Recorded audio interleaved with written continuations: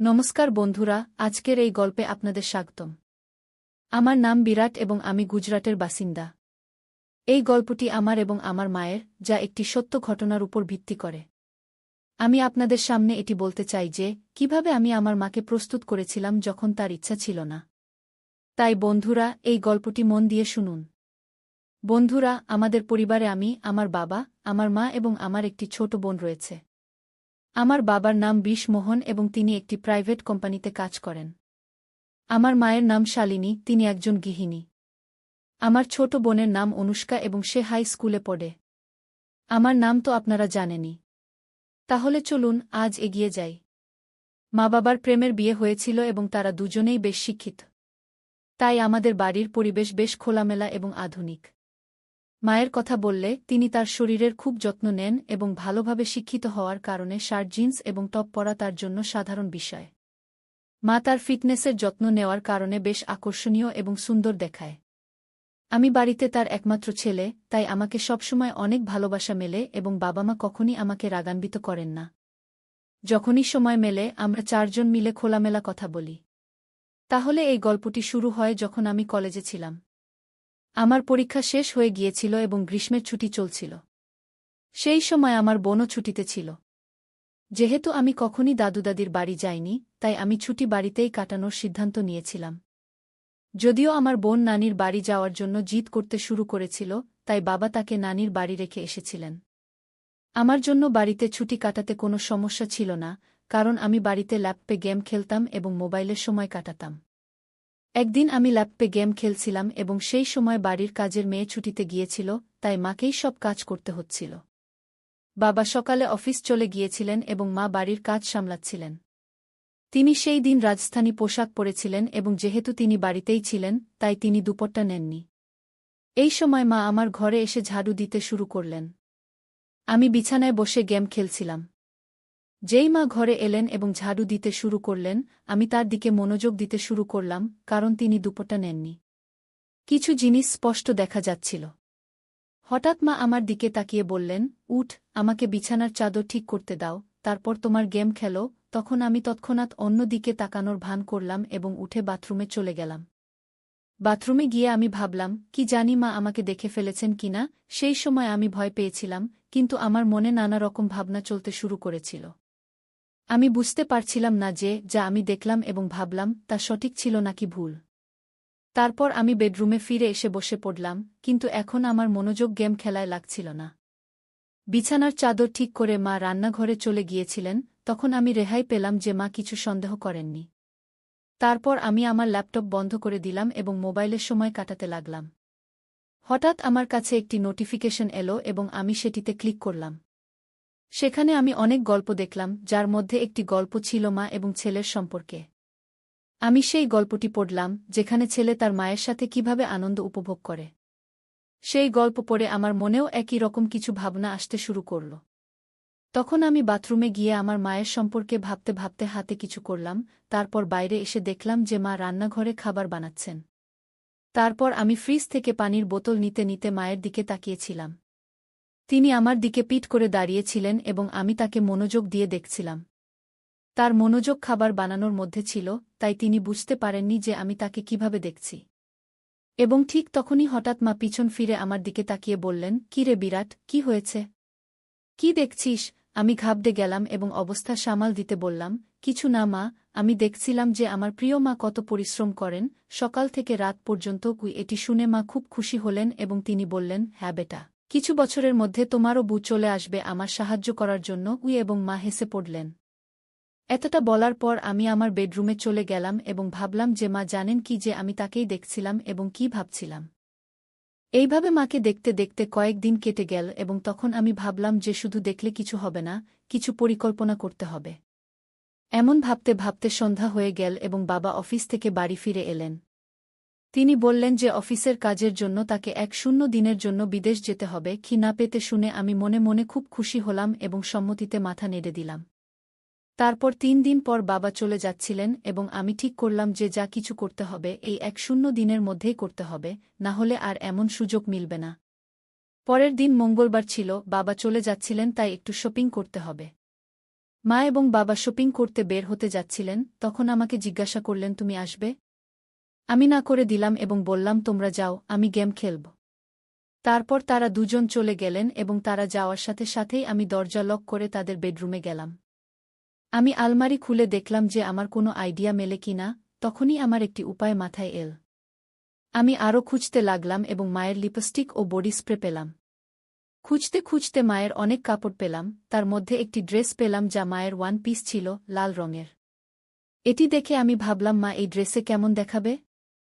ভাবতে ভাবতে আমি আলমারিতে কাপড় ঠিকঠাক করে রাখলাম, কিন্তু বেডরুমে মায়ের ফটো দেখে আবার কিছু অদ্ভুত অনুভূতি হল।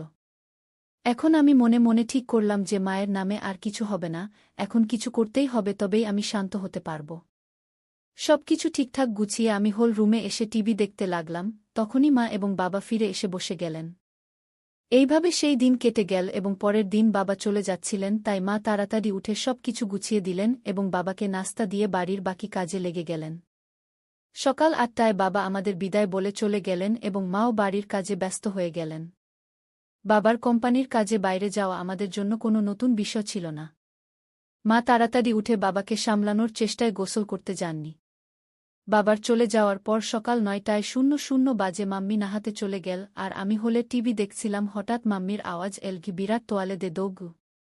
আমি বাইরেই ভুলে গিয়েছিলাম। আমি তৎক্ষণাৎ তোয়ালে নিয়ে গেলাম। মাম্মি দরজা একটু খুলল আর তোয়ালে নেওয়ার জন্য হাত বাড়াল। যখন মাম্মি তোয়ালের জন্য হাত বাড়াল তখন আমি দেখলাম মাম্মির চুল সম্পূর্ণ ভেজা ছিল, তার হাত থেকে পানি টপকাচ্ছিল আর তার মুখ ও হাতে পানির বিন্দু দেখে মাম্মি আমার কাছে অত্যন্ত সুন্দর লাগল। যখন মাম্মি হাত সামনে করল তখন সে একটু সাইডে সরে গিয়েছিল, তখন আমি তাকে একটু দেখলাম আর তার উপর পানির বিন্দু ছিল। তার হাত যেন আমাকে ভিতরে ডাকছিল, কিন্তু সে চালাক ছিল, তৎক্ষণাৎ ভিতরে সরে গেল এমন লাগছিল। আমি ক্ষণাৎ ভিতরে গিয়ে তাকে দাঁড়িয়ে দাঁড়িয়েই আনন্দ দেই। যাই হোক, পাপা বাড়িতে ছিল না, কিন্তু আমি নিজেকে নিয়ন্ত্রণ করলাম আর হলে এসে বসলাম। তারপর ৫ মিনিট পর মাম্মি তোয়ালে জড়িয়ে হলে এল আর টিভির পাশের শীষের সামনে দাঁড়িয়ে হেয়ার ড্রায়ার দিয়ে চুল শুকাতে লাগল। আমি আরও বেশি অস্থির হয়ে গেলাম আর তাকে পেছন থেকে দেখতে লাগলাম। যখন মাম্মি তার চুলে হাত দিয়ে হেয়ার ড্রায়ার দিয়ে চুল শুকাচ্ছিল তার জন্য এসব নর্মাল ছিল, কিন্তু তার কি জানা ছিল পেছনে সোফায় বসে থাকা ছেলে তাকে আনন্দ দিতে পাগল হয়ে যাচ্ছে আর তাকে পেছন থেকে দেখছে। আমি মনে মনে ভাবলাম আজ থেকেই চেষ্টা করা উচিত। আর আমি সময় নষ্ট না করে বললাম,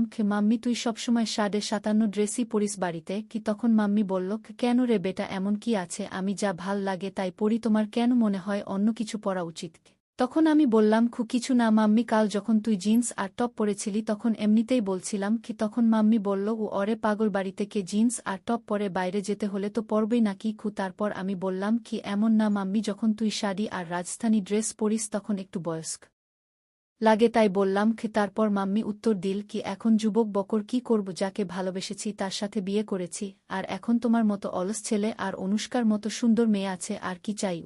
এত বলেই মাম্মি জোরে হেসে উঠল আর বেডরুমে কাপড় পরতে চলে গেল। আমিও হেসে উঠলাম আর টিভি দেখতে লাগলাম। কিছুক্ষণ পর মাম্মি বাইরে এল। কাপড় বদলে দেখে আমার খুশিও হলো আর নারাজগিও হল, কারণ সে আমার কথা মানল। নারাজ এজন্য যে সে আবার সম্পূর্ণ ঢেকে গেল। মাম্মি হলে এল আর বলল, এখন কেমন লাগছে? আমি হতভম্ব হয়ে বললাম, কি বাহ, এখন তুই একদম আমার বয়সের মেয়ে লাগছিস। মাম্মি বলল, অরে বুদ্ধু, তোর আর আমার মধ্যে ১৮ বছরের পার্থক্য আছে, আর আমি কেমন করে তোমার বয়সের লাগতে পারি? এখন আমার কিছু বলতে ইচ্ছা করছিল না, কিন্তু কিছু বলতেই হলো, তাই বললাম, অরে মাম্মি, আমাদের আর তোমার বয়সের পার্থক্য আমরা জানি, কিন্তু বাইরে কে জানে? যদি আমরা দুজনে বাইরে ঘুরতে যাই তবে লোকেরা ভাববে আমরা গার্লফ্রেন্ড বয়ফ্রেন্ড। এত বলেই আমি ইচ্ছে করে থেমে গেলাম আর মাম্মির প্রতিক্রিয়া দেখতে লাগলাম। তখনই মাম্মি সময় নষ্ট না করে উৎসুক হয়ে জিজ্ঞেস করল, আচ্ছা আর কি বল না বেটা, কি এখন? আর আমি কিছু বললাম না, শুধু এতটুকু বললাম, ছেড়ে দে মাম্মি, তোমার রাগ হবে কি? তখন মাম্মি বলল, আমার কখনো তোমার উপর রাগ হয়েছে? আর তুমিও জানো আমার ছেলে কখনো ভুল করে না, তবে আমার রাগ কেন হবে? এখন দ্রুত বল, কি বলতে চেয়েছিলে কি? তখন আমি বললাম, যদি আমরা একসাথে বাইরে কোথাও ঘুরতে যাই তবে লোকেরা আমাদের গার্লফ্রেন্ড বয়ফ্রেন্ড ভাববে, কিন্তু তোমার গলা মঙ্গলসূত্র দেখে তারা আমাদের স্বামী স্ত্রীও ভাববে। কি? এ কথা শুনে মাম্মি জোরে জোরে হাসতে লাগল। তারপর মাম্মি বলল, অরে বাপরে, এত ছোট কথা জন্য আমার রাগ কেন হবে কি? আর আবার মাম্মি হাসতে লাগল। তখন আমি তাদের বললাম, হাসো না মাম্মি, কি এত? বলেই মাম্মি আমাকে টিটকারি দিতে আবার হাসা শুরু করল আর আমি মাম্মির দিকে দৌড় দিলাম মজা করে মারার জন্য। মাম্মি তখন দৌড়ে কিচেনে চলে গেল আর হাসতেই থাকল। তারপর আমি হলে বসে ভাবতে লাগলাম যে কি চলো, শুরু তো হলো, কিন্তু এখনও অনেক কাজ বাকি, আর তা ঠিক ততটাই কঠিন। মাম্মি খুব সংস্কারবান, আর আমি কখনো তাকে এমন অনুভব করিনি যে সে এমন কিছুর অভাব বোধ করছে। মাম্মি আর পাপার প্রেমের বিয়ে হওয়ায় খুশি তো তাদের আগে থেকেই আছে, প্রয়োজন তো আমার ছিল, আর আমাকে সেই প্রয়োজন যেকোনো অবস্থাতেই পূরণ করতে হবে, তাও মাম্মি দিয়ে কি। তারপর কিছুক শোন পর আমি আবার চেষ্টা শুরু করলাম। মাম্মি কিচেনে কাজ করছিল, আমি সেখানে গেলাম আর বললাম, কি মাম্মি, তোমাকে রোজ রোজ এই কাজ করতে করতে বিরক্ত লাগে না? তখন মাম্মি বলল, না বেটা, যখন আমাদের কাজের বাই আসে তখন আমার আরাম হয়। কি তখন আমি বললাম, গো মা, এখন তো ছুটি শুরু হয়েছে আর আমার খুব বরিয়ত অনুভব করছিলাম। তখন মা বললেন, তাহলে কি করব, কোথায় যাব ঘুরতে? আমরা দুজনেই বাড়িতে আছি। তখন আমি বললাম, হ্যাঁ চলো মা, কিন্তু বাবা আসার পর। তখন মা বললেন, তাহলে এতক্ষণ কি করবে? আমি বললাম, আমার একটা গেম জানা আছে, যদি তোমার কোনো আপত্তি না থাকে তাহলে খেলি বাড়িতে।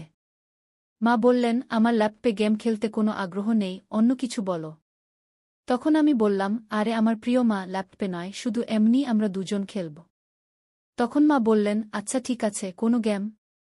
আমি বললাম, মা, ট্রুথ অ্যান্ড ডেয়ার। তখন মা বললেন, আচ্ছা সেই গেম, ঠিক আছে খেলি, কিন্তু আগে আমাকে বাড়ির কাজ শেষ করতে দাও, তারপর খেলব। তখন আমি বললাম, ঠিক আছে মা, তখন পর্যন্ত আমি আমার বেডরুমে যাই, যখন তোমার কাজ শেষ হবে তখন বেডরুমে চলে আসবে। এ কথা বলে আমি তাকে পিছন থেকে জড়িয়ে ধরে গালে একটি চুমু দিলাম এবং তারপর বেডরুমে গিয়ে বসে রইলাম।